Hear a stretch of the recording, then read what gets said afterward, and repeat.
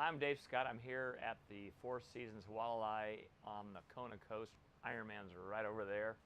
I'm sitting out in the backside. This is the new home of the Dave Scott Multisport Institute here at the Four Seasons, and I've got an upcoming camp. That's a long title. Anyway, I want to get down to the questions that have been coming in. I had a kind of a flurry of questions on Achilles tendonitis, so I want to give you some good ideas to get started on this, and ideally you should see a sports specialist, a physical therapist that can look at your issues. A lot of times that Achilles tendonitis, obviously you feel this tightness and you feel an acute spot on that Achilles that obviously it can be quite painful, and you put your finger on it and we say, oh man, that is really sore. That posterior chain all the way from your toes through your calves all the way up through your hamstring to your back need to be shored up a little bit. So let me be specific.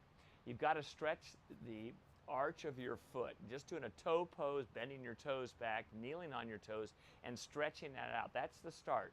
Move up to your calf and your Achilles. You need to roll it, but don't put the roller on the real hot spot right now. Roll your gastroc and your soleus, two primary muscles in your calf. That will help. Roll your hamstring. But quite often, we got to look on the reverse side, what's going on. Your shins are tight, so you need to roll your shins simultaneously. That'll help the Achilles on the other side. Go back and forth when you're rolling that shin from your knee all the way down to your ankle joint, and roll your quad as well. I see too many people rolling their IT band. I don't want to get into that right now, but don't do that.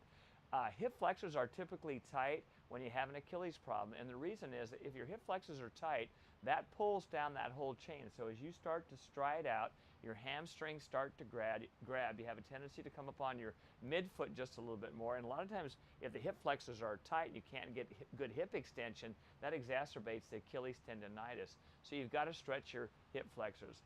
Lastly, spend some time rolling your thoracic spine all the way down to your lumbar spine and making sure that you're really trying to increase the mobility of your thoracic spine, but hitting some of those hot spots along your lumbar spine as well. That was a lot of stuff. I hope that helps. Listen to this again and run these by your physical therapist as well, because I'm going to have a series of exercises that I can show you on my website. Also, if you're with a health practitioner, they should be able to show you those as well. Hope that helps.